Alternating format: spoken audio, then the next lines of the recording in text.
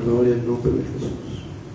Nos gozamos en la alabanza. Amén. Damos gracias a Dios, hermanos, porque podemos sentir su misericordia y su gracia en la alabanza.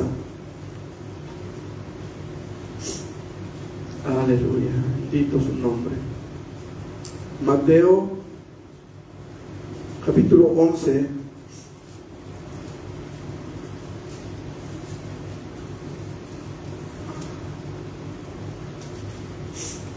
No sé por qué le puse Juan acá.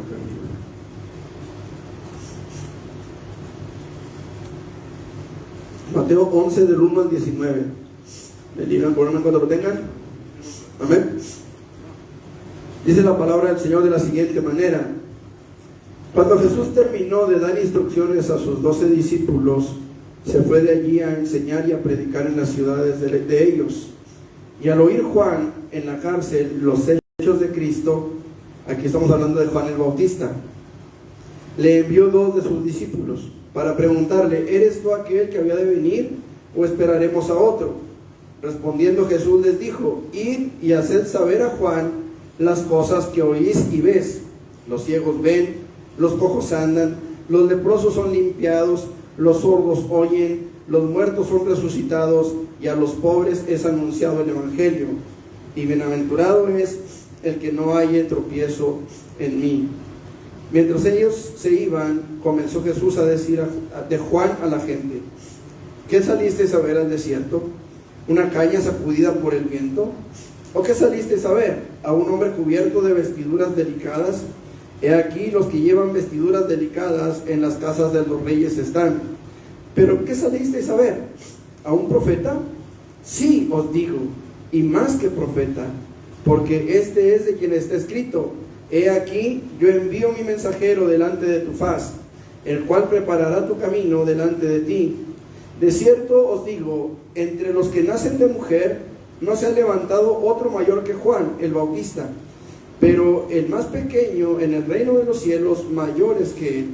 Desde los días de Juan el Bautista hasta ahora, el reino de los cielos sufre violencia y los violentos lo arrebatan, porque todos los profetas y la ley profetizaron hasta Juan. Y si queréis recibirlo, él es aquel Elías que había de venir. El que tiene oídos para oír, oiga. Mas ¿a qué compararé a esta generación? Es semejante a los muchachos que se sientan en las plazas y dan voces a sus compañeros, diciendo: os tocamos flauta y no bailasteis, os endechamos y no lamentasteis. Porque vino Juan, que ni comía ni bebía, y dicen: demonio tiene. Vino el Hijo del Hombre, que come y bebe, y dicen: he aquí un hombre comilón y bebedor de vino, amigo de publicanos y de pecadores. Pero la sabiduría es justificada por sus hijos. Vamos a orar. Eterno Dios y buen Padre, gracias te damos esta tarde, esta noche ya, Señor. Eres bueno, Señor. Eres bueno y maravilloso, Jesús. Gracias te damos por este tiempo que tuvimos, Señor, de alabanza, en el que pudimos sentir tu presencia, Señor, y pudimos deleitarnos, Señor, alabando tu nombre y glorificándote a ti, Jesús. Ahora te rogamos, Señor, que tú te glorifiques, que bendigas a los que estamos aquí, Señor, y hables a nuestro corazón y hables a nuestra vida, Señor. Así te pedimos también, Señor, que traigas con bien a mi esposa y a mi hija que vienen de Torreón, Señor. En el nombre de Jesús, glorifícate en sus vidas. Guía la mano del chofer de ese camión, Señor, y permite que puedan llegar con bien a esta ciudad, Señor. En el nombre de Jesús, Padre, también te pedimos, Dios, por ese examen de nuestra hermana Jocelyn, Señor, permite que ella pueda salir con excelencia, Señor, en ese examen. Que tu nombre sea glorificado, Señor, en su vida, y ella pueda lograr esa titulación que está buscando, Señor. En el nombre de Jesús, sea tu nombre glorificado. Habla en nuestro corazón, Espíritu Santo, habla en nuestra vida, lo más profundo de nuestro ser, Señor, y permite que seamos edificados en y por tu palabra. En el nombre de Jesús. Amén. Amén. ¿Pueden sentarse, mis hermanos? Gloria al nombre de Jesús. Qué bueno que pudimos estar aquí, los que estamos, y qué bueno que están por allá, los que están en internet. Dios los bendiga. Esperamos en el Señor que también pronto podamos todos congregarnos y estar unánimes alabando y glorificando el nombre de nuestro Señor Jesucristo. Aleluya. Uno de los temas, hermanos, que son más controvertidos y polémicos entre las religiones monoteístas, y entiéndase monoteístas, el Islam, el judaísmo y obviamente nosotros, el cristianismo, en sus muy, bueno, en realidad el cristiano solamente hay una rama, pero hay diferentes corrientes, ¿no? Entre estas tres religiones monoteístas, repito, judaísmo, islam y el propio cristianismo, hay un tema que es polémico, y ese tema es la divinidad de Jesús. Nosotros, los cristianos, obviamente, afirmamos, hermanos, que Jesús, o Yeshua, como le ha dado alguno por hablarle en su nombre en hebreo en este tiempo, afirmamos con toda la confianza, con toda certeza, que Jesús no solamente es el Hijo de Dios, o no solamente es el Mesías, sino que es el Hijo de Dios. Y no solamente es el Hijo de Dios, es el Mesías que había de venir.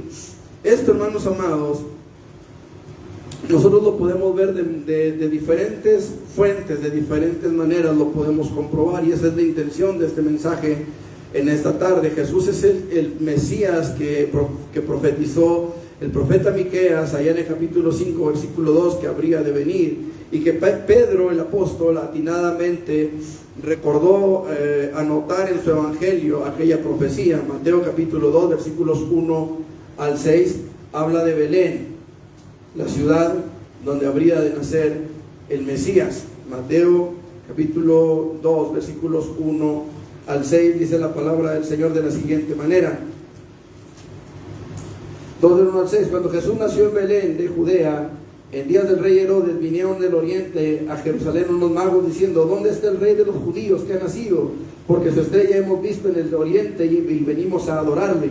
Oyendo esto, el rey Herodes se turbó y toda Jerusalén con él, y convocados todos los principales sacerdotes y los escribas del pueblo, les preguntó dónde habría de nacer el Cristo. ¿Dónde habría de nacer quién? El Cristo. Escuche, porque Herodes está preguntando aquí por el ungido. Eso significa el Cristo, el ungido, el Hijo de Dios, el que vendría con una unción espiritual que ningún otro hombre vendría igual.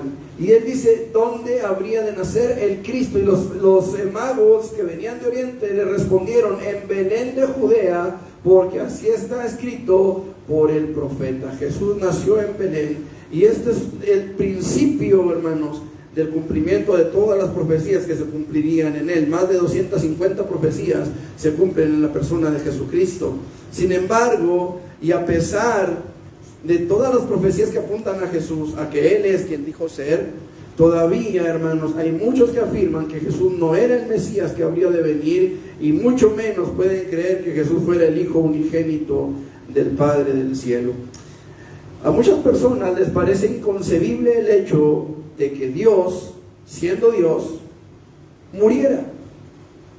O sea, Jesús es Dios, lo sabemos, lo entendemos. En el principio era el Verbo, y el Verbo era con Dios, y el Verbo era Dios. Así lo dice Juan. Sí, es la explicación que nos da. En el principio era el Verbo, y el Verbo era con Dios, y el Verbo era Dios. Y aun cuando los testigos de Jehová afirman que Jesús solamente es el Hijo de Dios, en su propia Biblia dice que el verbo o la palabra, como dicen sus Biblias, era un Dios. Entonces entendemos, hermanos amados, que Jesús es el Hijo de Dios, y que por ser el Hijo de Dios, Él es Dios. Y Jesús, amado hermano, siendo Dios, dio su vida por usted y por mí. Y para muchos esto es inconcebible. Ellos dicen: si fuera Dios, no habría muerto. Bueno, si no fuera Dios, no habría resucitado. ¿Sí me explico? Alguien alguna vez me dijo: es que el Dios en el que usted cree, dice, no puede existir, porque un Dios no puede morir, un Dios es eterno, un Dios no muere. Yo le dije: bueno, pues ¿qué Dios tan sin poder es el que usted tiene? Porque mi Dios fue capaz de dar su vida por mí, porque tenía el poder de darla, pero también tenía el poder de volverla a tomar. Así que Muchas personas esto les parece inconcebible, pero ¿cómo es posible?, dicen ellos. A un Dios la muerte no le afecta. Bueno, ese es el gran poder de Dios, que escapa a la comprensión humana, que escapa a todo razonamiento humano. El poder de Dios que sobrepasa todos los límites naturales. Por eso se dice que Él es sobrenatural, porque Él está sobre los poderes o las fuerzas de la naturaleza. De pronto, hermanos amados, se levantan personas diciendo que Jesús era un gran maestro, un gran iluminado, un ser exaltado, pero aún ellos no logran entender que Jesús es Dios, más allá que un ser iluminado, más allá de todo eso que es lo que afirman los déjame quitarme esto porque está fallando este transmisor.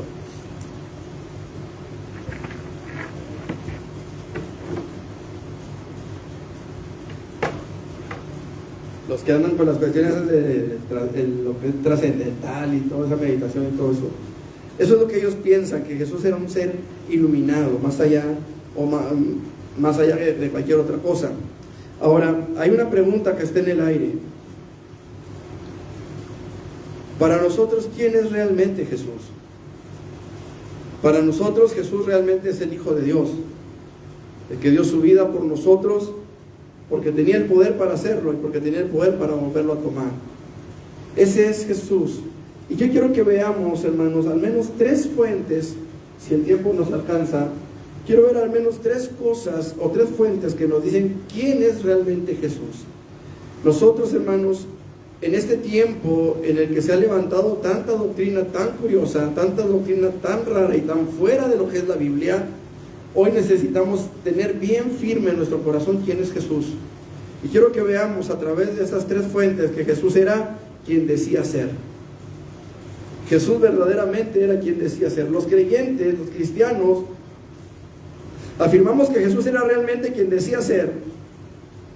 En primer lugar, hermanos, por el testimonio de todos aquellos que lo conocieron de primera mano y dieron testimonio de Él. Número 1, por el testimonio de aquellos que lo conocieron de primera mano y dieron testimonio de Él. ¿Quiénes fueron? Primero, quiero hablar de Juan el Bautista. Dice la palabra del Señor en los versículos 29 al 34, ahí en el capítulo 1 de Juan. Perdón, ahí mismo en Mateo 11 del 7 al 10 primero. Vamos primero aquí. Mateo 11 del 7 al 10 dice: mientras ellos se iban, comenzó Jesús a decir de Juan a la gente: ¿qué salisteis a ver al desierto? ¿Una caña sacudida por el viento? ¿O qué salisteis a ver? ¿A un hombre cubierto de vestiduras delicadas? He aquí los que llevan vestiduras delicadas en las casas de los reyes están. Escuche. ¿Pero qué salisteis a ver? ¿A un profeta? Sí, os digo, y más que profeta, porque este es de quien está escrito: he aquí, yo envío mi mensajero delante de tu faz, el cual preparará tu camino delante de ti. Juan el Bautista, hermanos, dio testimonio de que Jesús era el Mesías, el Hijo de Dios. Vamos al Evangelio de Juan, capítulo 1, versículo 29 en adelante. Dice: el siguiente día vio Juan a Jesús que venía a él y dijo: he aquí el Cordero de Dios que quita el pecado del mundo. Este es aquel de quien yo dije: después de mí viene un varón, el cual es antes de mí, porque era primero que yo. Escuche, y yo no le conocía. Juan no sabía quién era el Mesías. Juan no sabía quién iba a ser el que Dios había enviado. Juan no tenía idea de quién podía ser. Yo no le conocía, dice Juan. Pero el que me envió a bautizar con agua, aquel me dijo: sobre quien veas descender el Espíritu y que permanece sobre él, ese es el que bautiza con el Espíritu Santo. Y yo le vi y he dado testimonio de que este es el Hijo de Dios. Qué interesante es este dato. Mire, Juan no conocía a Jesús, a pesar de que era su primo. No tuvieron contacto. Y si lo tuvieron de niños, no se había manifestado quién iba a ser Jesús. Hasta el momento en el que Juan ve al Espíritu descender sobre Jesús como paloma, en forma corporal, como paloma, En ese momento Juan se da cuenta de que Jesús es el Mesías. Pero antes él no lo sabía. Él solamente sabía que había alguien entre el pueblo, porque él sabía que él había venido a abrirle camino. Cuando le preguntaron, ¿qué dices de ti mismo? ¿Quién eres para que hagas todo esto que tú haces? Él dijo, yo no soy el Cristo, yo solamente soy la voz de uno que clama en el desierto, preparad el camino al Señor, como dijo el profeta Isaías. Él sabía que él mismo era el cumplimiento de una profecía, que era una señal de que el Mesías ya estaba entre el pueblo, pero él no sabía quién era. Hasta el momento en el que el Señor es bautizado y el Espíritu Santo desciende sobre él, en ese momento Juan se da cuenta, él es el Cordero de Dios. Él nunca se atribuyó ningún mérito más allá de lo que en realidad había recibido de Dios. Él había venido solamente a preparar el camino para que cuando Jesús llegara, el camino estuviera allanado. Ahora, hay alguien más antes de Juan. Hay alguien más antes de Juan que vino y anunció que Jesús era el Mesías. ¿Quién era ese hombre? Ese hombre se llamaba Simeón. Y este hombre vino al templo cuando trajeron a Jesús para presentarlo. La Biblia nos dice ahí en el Evangelio de Lucas que este hombre Simeón, movido por el Espíritu Santo, vino al templo porque Dios le había dicho a Simeón que no iba a morir hasta que viera la redención de Israel. Y cuando toma a aquel niño en sus brazos, él dice, ahora despides a tu siervo en paz, porque han visto mis ojos la salvación de Israel. Este hombre estaba dando un testimonio de poder. Con su propia vida él estaba testificando que el Mesías había llegado. ¿Cómo que con su propia vida? Sí, porque cuando él murió, o cuando él ve a Jesús, cuando él toma a Jesús en sus brazos, entonces se da cuenta que su tiempo ha llegado. Ahora despides a tu siervo en paz. Qué interesante, ¿no le parece? Qué hermoso es esto, hermano. Pero volvamos a Juan, hermanos. Porque así como fue de importante su testimonio, el de Simeón, y el de Ana la profetisa, todavía lo fue más el de Juan. ¿Sabe por qué? Porque Juan pudo identificar a Jesús como el Cordero de Dios, como el que iba a dar su vida por usted y por mí, y por todos aquellos que no le creen, aunque para ellos sea un sacrificio en vano. Pero lo cierto, amados hermanos, es que Juan dio testimonio de que Jesús era el Hijo de Dios y lo tuvo de primera mano. ¿Quién más lo tuvo de primera mano? Los apóstoles, los 120 discípulos, toda la muchedumbre de gente que andaba siempre detrás de Jesús. Todos ellos fueron capaces de ver su gloria, de ver su gracia, de ver su misericordia, y todos ellos dieron testimonio de que Jesús era el Mesías. Todos ellos dieron testimonio de que Jesús era el Hijo de Dios. Mire, en su juicio, cuando lo estaban juzgando, Esteban dio un largo discurso criticando a los gobernantes de Israel. Usted se acordará que lo apedrearon por ese testimonio. Él empezó a hablar de cómo Dios se le mostró a Abraham en Ur de los Caldeos, porque ellos hablaban de que a Dios se le adoraba solamente en el templo, y que solamente en el templo de Jerusalén se podía adorar a Dios, y solamente conforme a lo que la ley decía en cuanto a Dios. Y esto, en cierto sentido, él tiene razón, pero Jesús vino a mostrarnos la gracia del Padre. Y cuando matan a Jesús, cuando los discípulos empiezan a hablar de que Jesús había resucitado, los líderes religiosos decidieron darle muerte a todos los que predicaran en el nombre de Jesús. Así que viene este hombre, Esteban, y empieza a hablarles de que Dios le habló a Abraham allá en Ur de los Caldeos, donde no había templo, donde el pueblo de Israel todavía no nacía. Luego lo trae a la tierra de Canaán, y de la tierra de Canaán los hace descender a Egipto. Y allá en Egipto Dios se manifiesta a través de las 10 plagas. Primero con José y los sueños que él interpretó. ¿Usted se acuerda de la historia? Pero Dios se manifestó a Israel en Egipto. Luego se les manifestó en el desierto cuando todavía no había templo. Les abrió el mar, les dio maná, les dio agua de la roca. Dios se les manifestó. Luego les dio la ley a través de los profetas, a través de los sacerdotes. Les dio la ley a través de Moisés primeramente.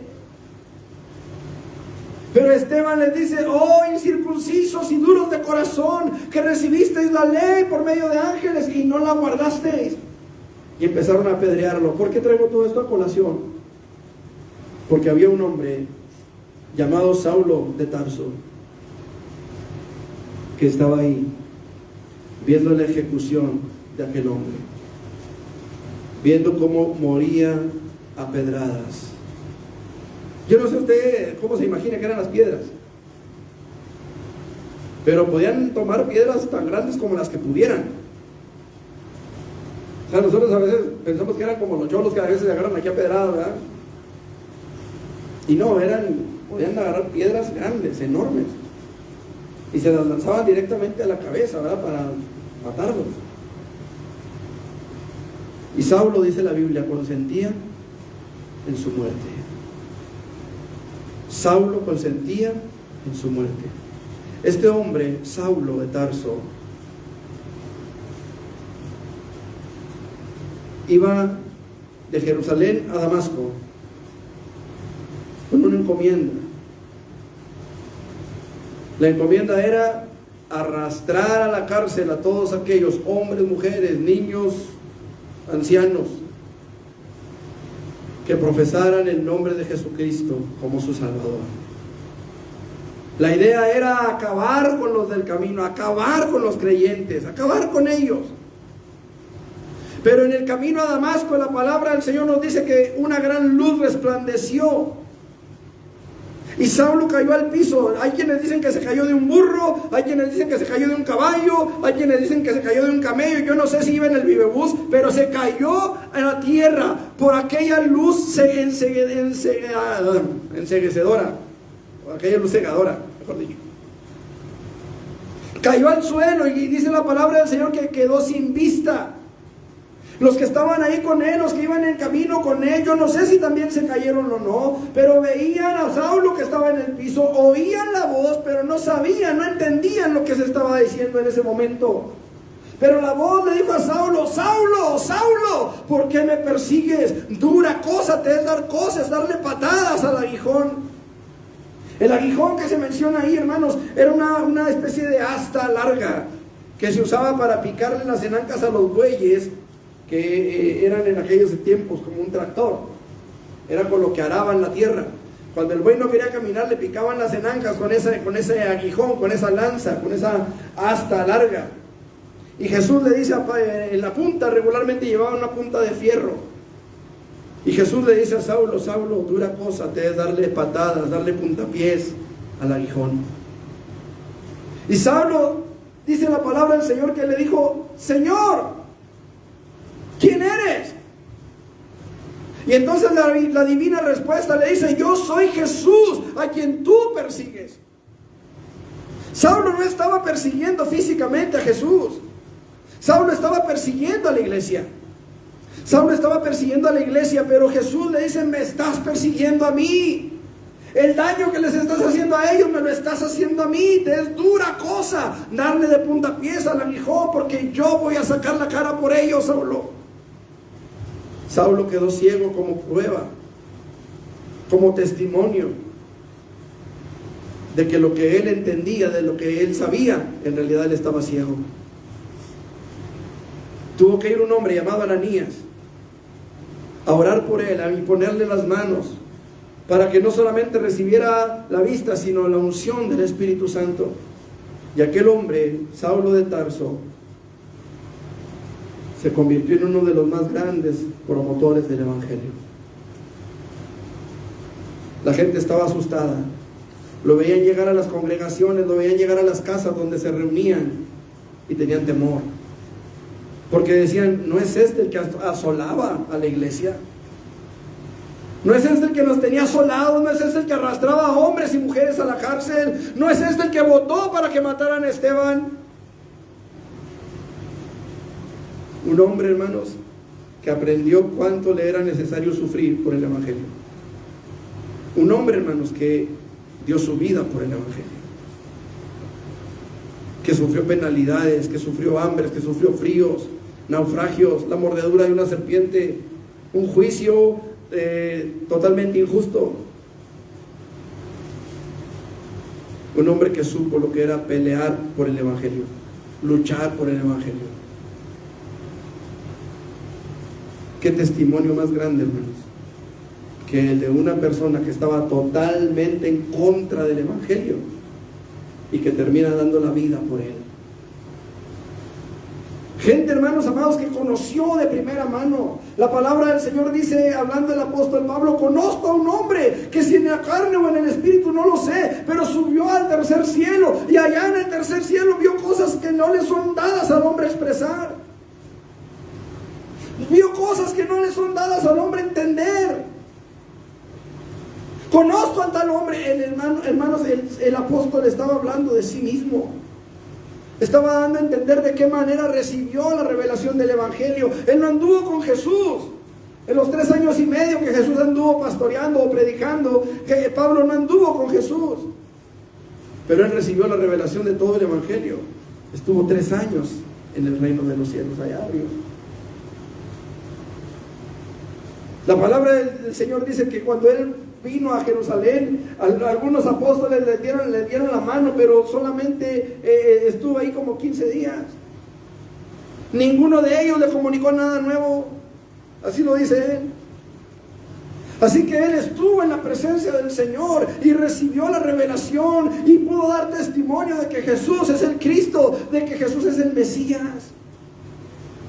¿Qué mayor testimonio que ese de los que anduvieron con Jesús? Ahora, me llama mucho la atención, hermanos, porque el propio Padre Celestial y el Espíritu Santo dieron testimonio de quién era Jesús. Vamos a la palabra, hermanos. Mire, tengo como base para este punto, tengo como base Mateo 3:17, Marcos 1, del 10 al 11, Lucas 3, 21 al 22, pero vamos a buscar solamente Juan 1, del 29 al 34. Escuche, ¿por qué este último texto? Mire, me llamó la atención primero que nada,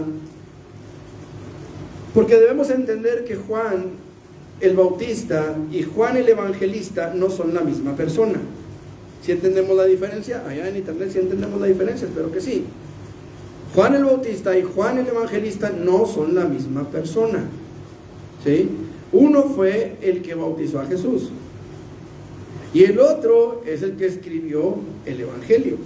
Era uno de los apóstoles, uno de los discípulos, el que quedó hasta 100 años después de que Cristo nació. Él fue el último de los apóstoles en morir, que recibió también el libro del Apocalipsis. Ahora, a mí me llamó la atención por esto.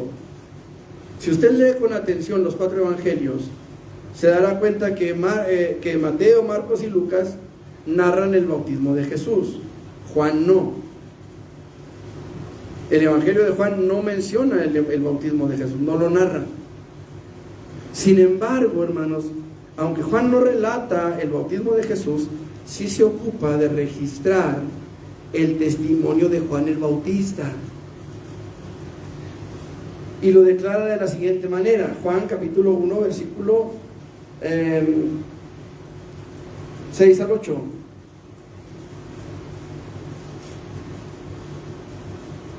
No es el 6 al 8, permítame. Ahí le digo, es 1, 29 al 34.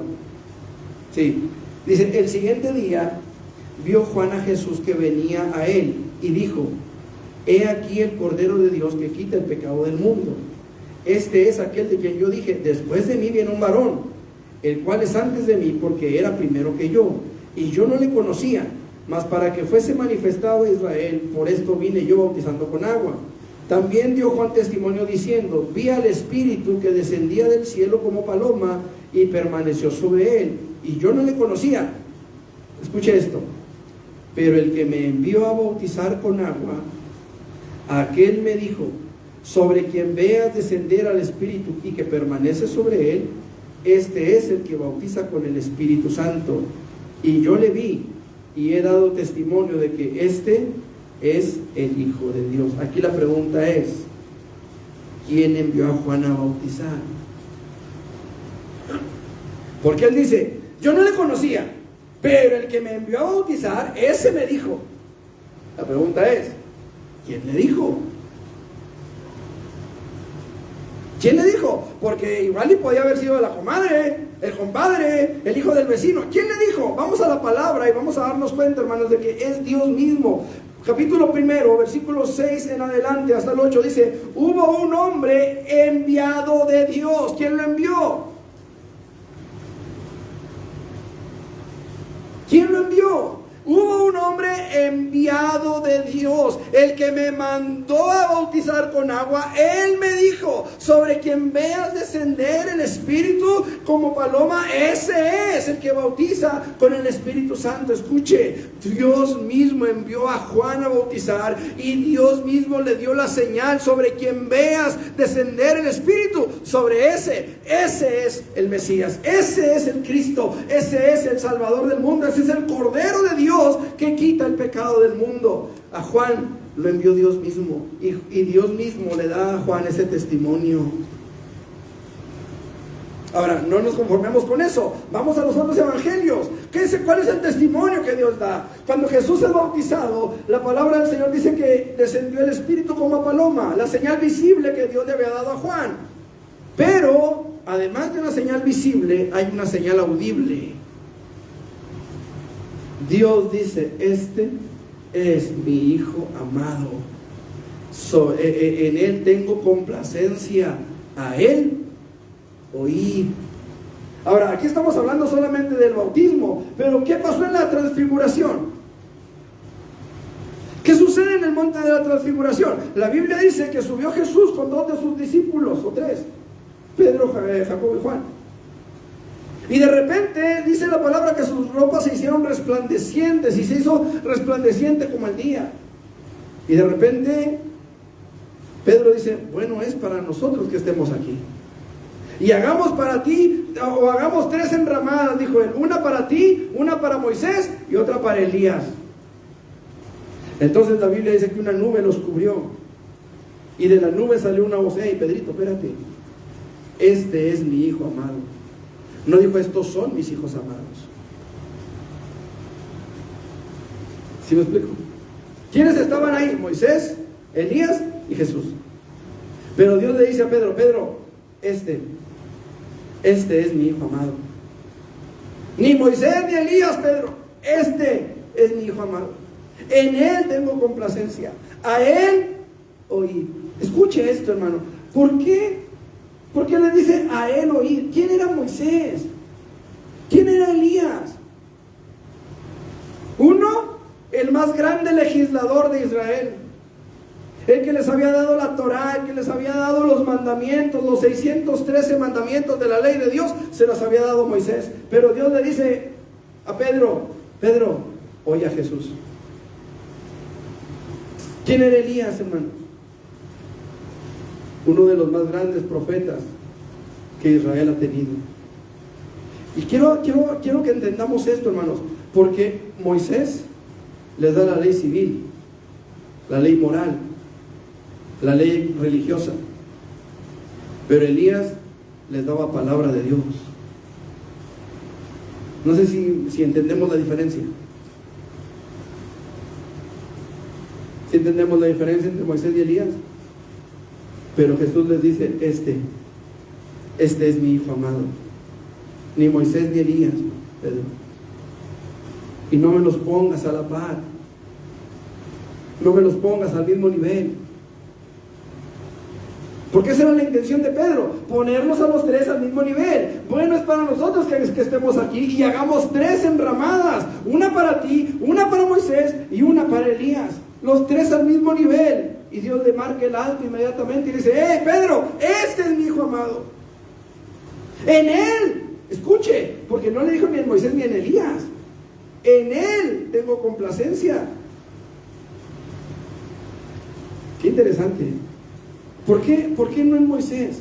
¿Por qué no en Elías? Porque los dos tuvieron sus fallas.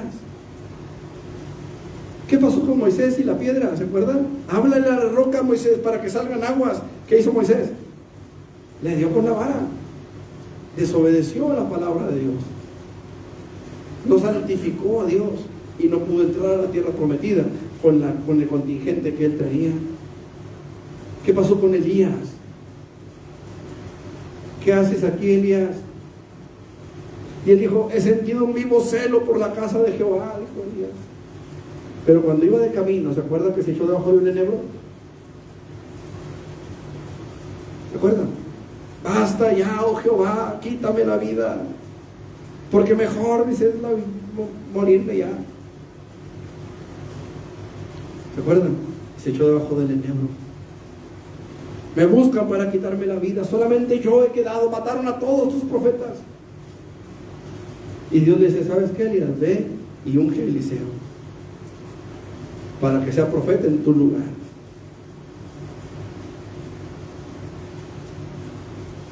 ¿A qué le suena eso?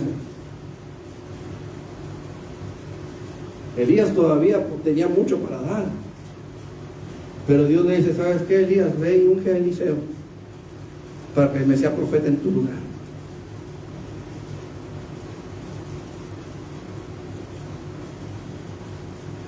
Pedro, ni Moisés ni Elías, este es mi hijo amado. Este es mi hijo amado. Entonces, como podemos ver, hermanos, es Dios mismo quien da testimonio de Jesús. Tanto Juan, como los apóstoles, como los 120 que estaban en el aposento alto, como el propio Simeón, como la propia Ana, la profetisa, dan testimonio de que Jesús era quien decía ser, de que Jesús es quien dijo ser. En segundo lugar, hermanos, los creyentes afirmamos que Jesús era realmente quien decía ser por las maravillosas señales que Él hacía y que todavía se siguen haciendo en su nombre en la tierra. Oiga, esto qué tremendo. El hacer milagros, el que una persona como Jesús levantara paralíticos, levantara muertos, sanara enfermos, en fin, estando Él en la tierra, qué maravilla, ¿sí o no? Nada más imagínese aquella mujer que llega casi a rastras con la única meta de alcanzar el borde del manto de Jesús.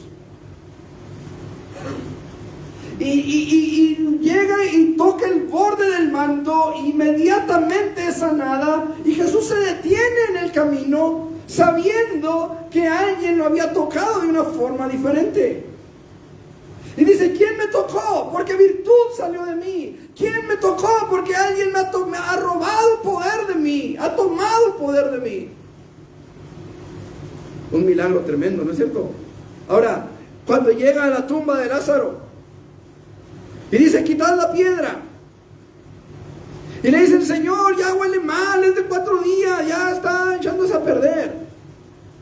Y él dice, ¿no te he dicho que si crees verás la gloria de Dios? ¿No te lo he dicho? Quitan la piedra, y después de una breve oración, que lo único que sabemos es que Jesús agradece al Padre y le dice, Padre, gracias porque me has oído. Yo sé que siempre me oyes, pero lo dije para que escuchen estos. Y luego pega el grito, Lázaro, ven fuera. Y Lázaro salió caminando por su propio pie. Qué milagro tan grande, ¿no es cierto? La hija de Jairo, maestro, mi hija está gravemente enferma, pero ven y pon tu mano y sanará. Y cuando van de camino, la palabra del Señor dice que le dijeron a Jairo, Jairo, no molestes más al maestro, tu hija ha muerto. Y Jesús va y la regresa viva a sus padres. Y pudiéramos seguir y seguir y seguir, al grado de que Juan dijo que si se hubieran escrito todas las cosas que Jesús hizo, no cabrían los libros que se habrían de escribir en esta tierra. Al final todo queda en la historia. Y hay mucha gente que pone este libro en tela de juicio, en tela de duda, porque ¿qué hombre hay en la tierra que pueda hacer algo así? Aún después de que Cristo muere, van Pedro y Juan a la oración, capítulos 3 y 4 de Hechos,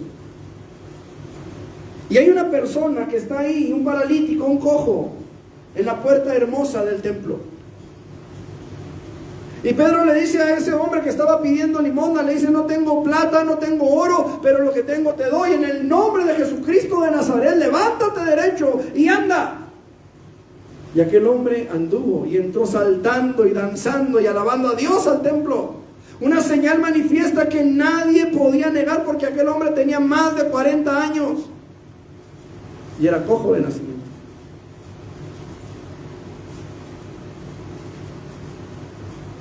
Jesús ya había muerto. Jesús ya había resucitado y se había ido al cielo, pero sus discípulos estaban en la tierra. Y las señales se seguían dando. Ahora, repito, esto puede quedar como simple historia, como algo que está escrito ahí y que a lo mejor no podemos regresar en una máquina del tiempo y comprobar que esto sea cierto. Pero hay algo que sí es cierto. Y si me da tantito tiempo se lo voy a decir. Cuando yo tenía poco menos de 2 años, un camión urbano se metió a mi casa. Mi casa era de adobe, de tierra cruda, con paja. Todos mis hermanos fueron desparramados. Yo quedé debajo de los adobes. Un materialista me sacó a pico y pala. Y aquí estoy. A raíz de eso, mis pulmones quedaron afectados. Y había lo que se conocía como la tos ferina. No sé cuántos se acordarán de eso. A mí me dio eso. Tuve tos ferina por 10 años. Un día, mientras regresaba de un mandado, había ido a comprar tortillas y estaba haciendo mucho viento ese día, y yo no podía, yo tenía que caminar de espaldas al viento para poder respirar, porque mis pulmones no me daban para más. Ese día me tomó un torbellino, un remolino, y yo no podía respirar y caí al suelo. Las tortillas se me desparramaron en el piso. Pero estando ahí en la tierra, hermano, yo tendría unos 10 años, y yo me acordaba que mi mamá siempre nos decía que Dios me podía sanar. Y en mi inocencia, en mi debilidad, en mi ingenuidad, yo pedí misericordia, y de ahí me levanté sano. Tengo 37 años que esa tos no me ha vuelto. 38 años que esa tos no me ha regresado.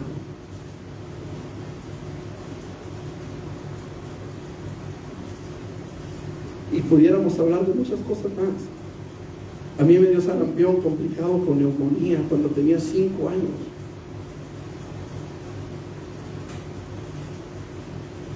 ¿Y cuántas cosas más podríamos, si hiciéramos memoria, podríamos darnos cuenta que Jesús todavía sigue obrando? Cuando yo estaba joven, me dio por entrenar artes marciales, defensa personal, y usaba unas zapatillas de lona con una suela bien delgadita. Y yo trabajaba pintando casas y edificios. Y un día en una obra, usted sabe que de repente quitan madera de los castillos, de las traves, quitan madera, las formas, y a veces dejan clavos en la madera. Y había unas tablas con clavos, y al andar moviendo un andamio, yo no me fijé que estaba la tabla con el clavo ahí. Y era una suela, hermanos, de hule, delgadita. Y pisé ese clavo y el clavo se dobló. En cierta ocasión estábamos moviendo una canastilla metálica, de esas que cuelgan para los edificios altos. Y estábamos moviéndola, estábamos trabajando en el Panamericano de Protección, aquí en la calle Mercurio.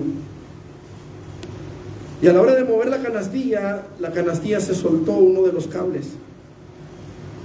Llevan 2 cables, uno de cada lado. y la canastilla se soltó de uno de los cables. Nosotros la veníamos moviendo, yo la venía jalando y otros la venían empujando y sosteniéndola al mismo tiempo. Y la canastilla no cayó así, hermano, sino que cayó y a la altura de mis piernas, porque mis piernas estaban por debajo del piso de la canastilla, y estamos hablando de canastillas de acero, o sea, algo pesadísimo. Cayó y al momento de tocarme a mí, en lugar de caer derecho, hizo esto, como si alguien lo hubiera empujado hacia un lado.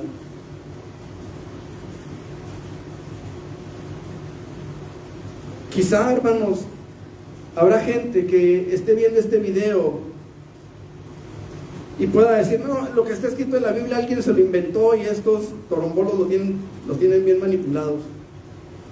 Déjeme decirle que hay algo que usted no va a poder jamás quitarnos a los cristianos, y es la experiencia que tenemos en Dios. Es lo que Dios ha hecho en nuestras vidas. Es esa gracia que Él ha derramado sobre nosotros.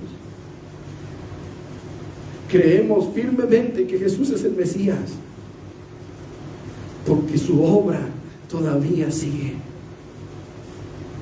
porque su misericordia todavía se sigue mostrando a nuestras vidas, porque todavía podemos ver su mano ayudándonos a salir adelante, socorriéndonos en los momentos de angustia, en los momentos difíciles. Todavía su Espíritu se mueve en nuestras vidas, todavía podemos ser sanados de nuestras enfermedades por su gracia y su misericordia, por su poder, y en su nombre, dice la palabra, echarán fuera demonios, pondrán sobre las manos, sobre los enfermos las manos y sanarán, hablarán nuevas lenguas. En fin, amado hermano, todavía la gracia de Dios se sigue viendo en nuestras vidas por el nombre precioso de Cristo Jesús. Así que sí, creemos que Jesús es el Hijo de Dios. Sí, creemos que Él es nuestro Salvador. Sí, creemos que Él murió por nosotros y resucitó por nosotros. No porque alguien más nos lo haya dicho, sino porque lo hemos experimentado en nuestra propia vida. Hemos experimentado su poder, hemos experimentado su gracia, la transformación en nuestro corazón. ¿Cuántas veces batallamos con un vicio para dejarlo? ¿Cuántas veces tratamos y no podíamos dejar algo que afectaba a nuestro hogar, nuestro matrimonio, a nuestros hijos? ¿Cuántas veces lo intentamos y no pudimos? Hasta el maravilloso día en que Jesús llegó a nuestras vidas. Sí. Este libro, usted lo puede cuestionar todo lo que usted quiera, pero déjeme decirle que la experiencia personal que hemos tenido con Jesús, los creyentes, es algo que nadie nos puede quitar. Tomás dijo, si yo no meto mi mano en su costado, si yo no meto mi dedo en los agujeros de los clavos, no creeré. Y Tomás se hizo el modelo o el símbolo de la incredulidad. Pero yo le pregunto a usted, después de eso, ¿quién le podía decir a Tomás, te engañaron? ¿Quién le podía decir a Tomás, no es cierto, no resucitó? No es cierto, no se murió. Era un truco como los que hacen los magos. ¿Quién le puede decir eso a Tomás, hermanos? ¿Quién se atreve a levantar la mano y decirle, oye, Tomás, te engañaron? El propio Tomás tuvo que caer de rodillas en ese momento y decir, Señor mío y Dios mío. A partir de ese momento no hubo nada, un solo argumento no hubo que pudiera menguar la fe de Tomás.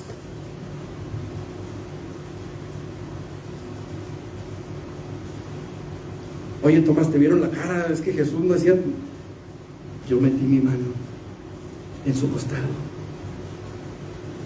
Yo metí mi dedo en el hueco de los clavos. Yo lo vi, a mí no me lo contaron. Juan dice, lo que vieron nuestros ojos, lo que palpamos con nuestras manos, eso testificamos. Yo quiero decirle que si yo estoy aquí por 25 años, es porque Dios hizo una obra en mi vida y todavía se sigue manifestando a ella. Todavía Dios se sigue moviendo. Todavía Dios se sigue manifestando. Así que sí, yo creo que Jesús es el Mesías. Yo creo que Jesús es el Hijo de Dios. Y sabe que no va a haber nada que usted me diga que me haga cambiar de opinión, porque yo lo he vivido, porque yo lo he experimentado. En tercer lugar, hermanos, los creyentes afirmamos que Jesús era realmente quien decía ser, por el amor que Él manifiesta a todo aquel que se acerca a Él con un corazón sincero. Fíjese cómo dice el versículo 19: vino el Hijo del Hombre que come y bebe, y dicen: he aquí un hombre comilón y bebedor de vino. Pero fíjese cómo termina: amigo de publicanos y de pecadores. Amigo de publicanos y de pecadores. ¿Quiénes eran los publicanos? Eran judíos que trabajaban para Roma. Así que la gente los tenía por traidores. Eran la peor clase de judíos que había.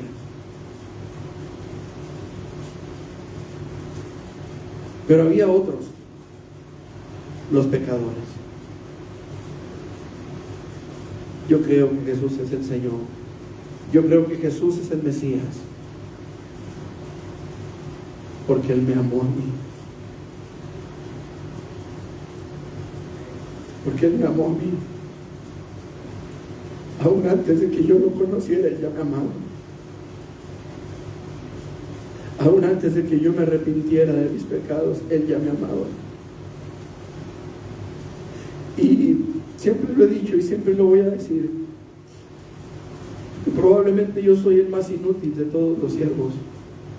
La Biblia dice que digamos que somos siervos inútiles cuando hayamos hecho lo que teníamos que hacer. Pero cuando ni para eso servimos, cuando aún para hacer lo que tenemos que hacer lo necesitamos a Él, cuando aún para poder hablar necesitamos de su guianza, de su dirección, cuando aún para poder respirar necesitamos su aliento de vida.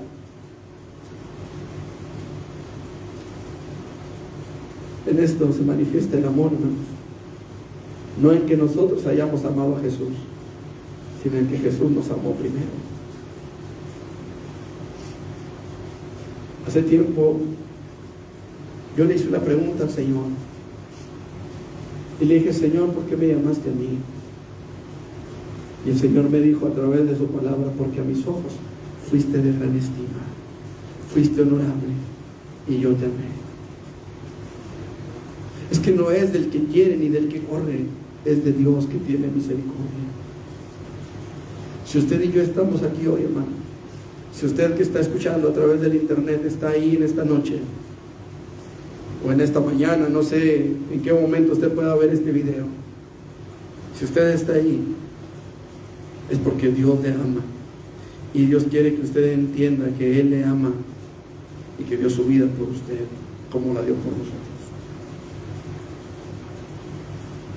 ¿Quién daba un peso por nosotros, hermanos? Nada más póngase a pensar en su antigua vida un poquito. Yo sé que la Biblia dice: ni traigáis a la memoria las cosas pasadas. Pero también dice: no olvides ninguno de sus beneficios. Yo le pregunto: ¿dónde estaría usted hoy si hubiera seguido con la vida que llevaba?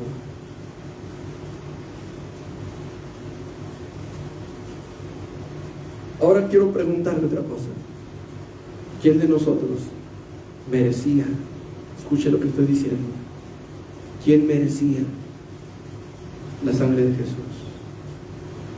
¿Quién de nosotros merecía que Él llevara esos clavos, que Él llevara esa corona, que Él fuera escupido y azotado por usted y por mí? ¿Quién de nosotros lo merecía? ¿Quién podría decirle a Dios: Señor, yo ya hice esto, ahora tú me cumples o me dejas como estaba? ¿Quién de nosotros? Hay algunos que han tomado la osadía de establecer, según ellos, pactos con Dios, a través de los que obligan a Dios a hacer lo que les da la gana a ellos. Y selle la palabra, les dicen algunos, ¿no? Y dice el predicador algo que les agrada, que les gusta, y vienen y dejan un billete para sellar la palabra. Yo no sé quién les enseñó esa basura, esa barbaridad. Lo que sí sé es que ninguno de nosotros merecía, y ninguno de nosotros puede ser acreedor a la gracia de Dios. Si la tenemos es porque Él es bueno, es porque Él es misericordioso, es porque por su gracia Él nos ha lavado, Él nos ha limpiado y nos está perfeccionando día a día. Así que sí, yo creo que Jesús es el Hijo de Dios. ¿Sabe por qué lo creo? Porque un día Él metió su mano limpia, pura y santa a una cloaca, y de esa cloaca me sacó a mí.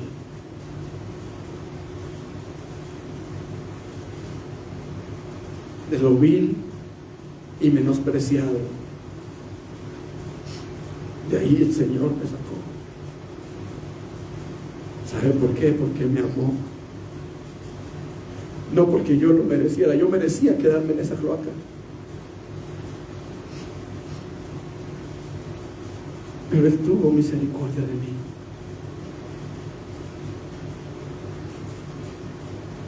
Y Él sigue teniendo misericordia. Porque si después de 25 años estoy aquí como pastor,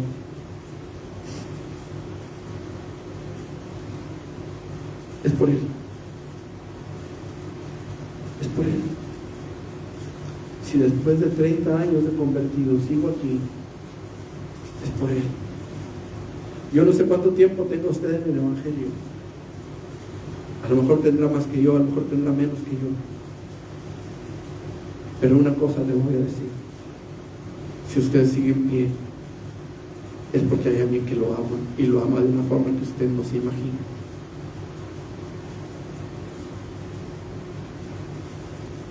Vino el Hijo del Hombre, que come y bebe, y dicen: he aquí un hombre comilón y bebedor de vino, amigo de publicanos y amigo de pecadores. Quiero decirle y quiero presumirle que tengo un amigo excelente, que tengo al mejor de los amigos, y su nombre es Jesús. Su nombre es Jesús. Él es mi mejor amigo. Él es mi mejor amigo, que dio su vida por mí, aun cuando yo todavía no era su amigo. Él dijo: ninguno tiene mayor amor que este, que uno ponga su vida por sus amigos. Pues Jesús puso su vida por mí cuando yo no era su amigo, y ahora Él es mi mejor amigo. Y usted podrá tener todos los amigos que quiera, pero ninguno lo va a amar como Él. Nadie jamás lo va a amar como el amor de Dios. Su amor es incomparable, su amor es incomprensible, porque su amor es perfecto en todo tiempo. Aun cuando nosotros solamente podamos decirle: Filoste, te amo con un amor imperfecto, con un amor impuro quizá, con un amor que no es como el tuyo para conmigo, pero te amo. Y Él siempre nos dirá: yo te amo, con el amor ágape, con el amor perfecto, con el amor que no tiene doble intención, con el amor que se sobrepone a cualquier cosa. ¿Cuántas veces como creyentes, ya como creyentes, hemos fallado? ¿Cuántas veces nos sale el apellido? ¿Cuántas veces nos sale la carnal? ¿Cuántas veces nuestra carne se revela a la palabra de Dios? Y sin embargo, basta con que nos arrepintamos de todo corazón y Él nos levanta. No digo que no vengan consecuencias, porque llegan. Pero quiero decirle a usted que si ha fallado, hay un amigo que está ahí para ayudarle. Hijitos míos, dice la palabra del Señor, estas cosas os escribo para que no pequéis. Pero si alguno hubiere pecado, abogado tenemos para con Dios, a Jesucristo el justo, el que sabe lo que es ser tentado, aunque jamás pecó. Él fue tentado en todo conforme a nuestra semejanza. Él conoce nuestras debilidades. Y yo quiero decirle a usted que si en esta noche usted es como el hijo pródigo, si en esta noche usted se ha apartado de Él y quiere volver a Él, este es el momento de hacerlo, de decirle: Señor, ayúdame a amarte como tú me amas, y ayúdame a restaurar mi vida espiritual. Y si usted no ha conocido a Jesús como Señor y Salvador, si usted no sabe lo que es experimentar el perdón de Dios para su vida, yo lo invito en esta noche: ríndale su vida a Jesús, pídale perdón por sus pecados y dígale: Señor, aquí estoy, perdóname, en el nombre de Jesús. Él lo ama de una forma que usted ni se imagina. Creemos que Jesús es el Hijo de Dios, hermanos. Yo lo creo, porque el testimonio de los primeros cristianos y aún de varios perseguidores del Evangelio es que Él es el Hijo de Dios. Aún el soldado dijo: verdaderamente este era el Hijo de Dios. Creemos, hermanos, que Jesús es el Señor, el Mesías prometido por las obras que Él hace, que todavía sigue haciendo. Y finalmente creemos que Él es el Mesías prometido porque Él ha mostrado su amor para con nosotros. Yo quiero invitarle, hermano, para que afirmemos nuestra fe. Si en algún momento esa fe llegara a dudar, si la duda en algún momento llegara a infiltrarse a nuestro corazón, podamos recordar que verdaderamente Él se ha manifestado a nuestras vidas. Creemos que Él es el Mesías, creemos que Él es el Salvador, el Hijo de Dios que dio su vida por todos y cada uno de nosotros. Póngase sobre sus pies.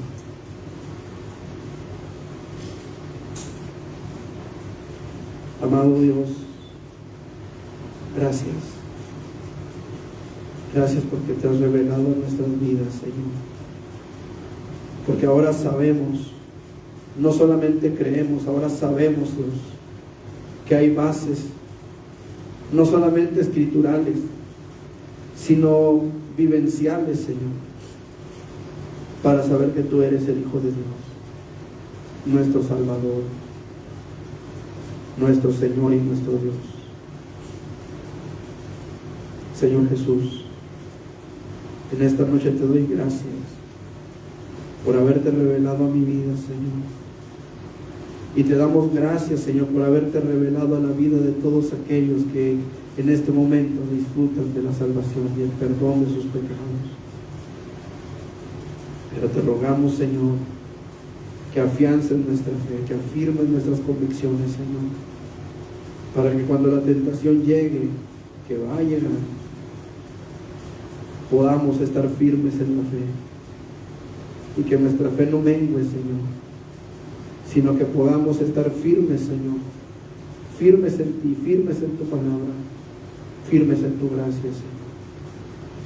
En el nombre de Jesús, gracias, Dios. Despídenos en paz de este lugar, pero no nos despidas jamás de tu presencia hermosa, Señor. En el todopoderoso nombre de Jesús. Amén. Amén. Que Dios los bendiga, hermanos. Nos vemos con el favor de Dios el viernes para la oración a las 6 de la tarde. Hermanos allá en internet, Dios les bendiga. Qué bueno que estuvieron aquí conectados. Un saludo para allá a Tijuana, a Sinaloa, a la Ciudad de México.